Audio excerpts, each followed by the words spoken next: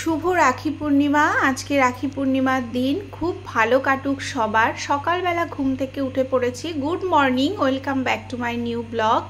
যে যেখান থেকে আমার এই ব্লগটা দেখছো, আশা করব সবাই খুব ভালো আছো। ঈশ্বর সবাইকে খুব ভালো রাখুক, সবার মনের আশা পূর্ণ করুক। আমরাও ভালো আছি। একটা নতুন দিনের সকাল, নতুন ব্লগ নিয়ে চলে আসলাম। আশা করবো আজকের ব্লগটাও অনেক বেশি ভালো লাগবে। তো পুরো ব্লগটা জুড়ে আমার সাথে থাকো আর দেখতে থাকো। আজকে রাখি পূর্ণিমা, একদম সকালবেলা কিন্তু উঠে একদম ফ্রেশ হয়ে কাজকর্ম শুরু করে দিয়েছি। আর দেখো, ঘরে চকলেট খেয়ে খেয়ে সব চকলেটের কভারগুলো ফেলেছে, সেইগুলোই আজকে ঝাড় দিতে দিতে ঘরটা একদম নোংরা নোংরা লাগছে। তো যাই হোক, ঘরটাকে খুব ভালো করে পরিষ্কার করে নিচ্ছি। কোনো একটা অকেশনের দিন না, একটু যদি অন্য রকমভাবে না কাটানো যায়, দিনটা কিন্তু সেইভাবে সেলিব্রেট হয় না। তো সেই রকমই আজকে একটু অন্য রকমভাবে রান্না বান্না খাওয়া দাওয়ার অ্যারেঞ্জমেন্ট করব। তো সকালবেলা সোনাকে ভাত করে দিয়েছিলাম, সোনা ভাত খেয়ে নিয়েছে। সোনাকে স্যার পড়াতে এসছেন, ও পড়তেও বসে গেছে। তো স্যারের জন্য চা বানাচ্ছি। তো একদম স্নান টান তো আমার কমপ্লিট হয়ে গেছে। এই যে স্যারের জন্য চা বানিয়ে দিলাম। আজকে রান্না বান্নাগুলো একটু অন্যরকম করব। এই দেখো, এখানে হচ্ছে আলুর দমের একটা মশলা করব। চারমগজ, বাদাম, আদা, জিরে, ধনে, গরম মশলা, শুকনো লঙ্কা সমস্ত কিছু দিয়ে একটা সুন্দর পেস্ট বানিয়ে নিয়ে এসেছি। এখানে একটুখানি শুকনো লঙ্কা ফোড়ন দিলাম, একটু জিরে ফোড়ন দিলাম, আর একটু তেজপাতা ফোড়ন দিলাম। আর আলুটা কিন্তু আমি আগের থেকেই সেদ্ধ করে নিয়েছি। তো এবার হচ্ছে মশলাটা দিয়ে খুব ভালো করে কষিয়ে নেব।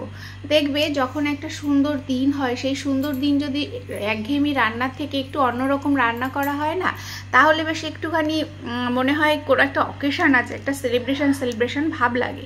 তো সেই জন্যই আজকে কিন্তু একটু রান্নাবান্না একটু অন্যরকম করছি। তারপর স্বাদ অনুসারে লবণ আর পরিমাণ মতন হলুদ দিয়ে আবারও একটু ভালো করে কষিয়ে নিচ্ছি। তারপরে সামান্য একটু জল দিয়ে দিলাম, দিয়ে মশলাটাকে খুব ভালো করে এটা কষিয়ে আমি যে আলুগুলো আগে থেকে কেটে ধুয়ে সেদ্ধ করে নিয়েছিলাম, সেটা জল ছড়িয়ে আলুগুলো এর মধ্যে দিয়ে দিচ্ছি। নিরামিষের দিন কিন্তু একটু যদি অন্যরকমভাবে রান্নাবান্না করা যায়, নিরামিষ নিয়ে কোনো সমস্যা হয় না। প্রায় কিন্তু 22টা-23টা দিন আমি কাটিয়ে দিয়েছি নিরামিষকে। তারপরে একটু টক দই দিয়ে দিলাম, দিয়ে তারপরে খুব ভালো করে এটাকে কষিয়ে নেব। তো বেশ ভালো লাগবে কিন্তু এইভাবে যদি তুমি হচ্ছে আলুর দমটা করো।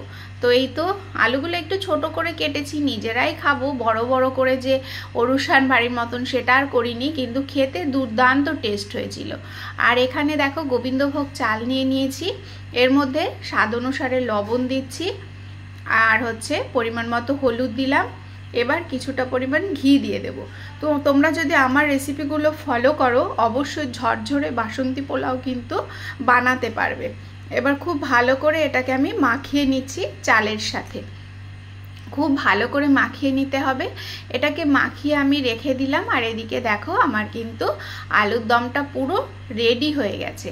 তো আলুর দমটাও এইভাবে বানিয়ে খেয়ে দেখবে, দুর্দান্ত লাগে। কালারটাও যেমন সুন্দর হয়েছে, খেতে কিন্তু অসাধারণ হয়েছে। মানে আজকে রাখি পূর্ণিমার দিনটা দ্বিগুণ মাত্রায় কিন্তু অন্যরকম রূপ দিয়েছে। তারপর এই যে আলুর দমটা আমি নামিয়ে নিচ্ছি। তারপর পোলাও বানাবো, আর সন্ধ্যাবেলায় যাব আজকে রাখি বাঁধতে। তো ভীষণ সুন্দর একটা দিন, আমাদের ভীষণ ভালো লাগছে। আমরা চাই ছোটোখাটো জিনিসের মধ্যে দিয়ে একটু আনন্দ করতে।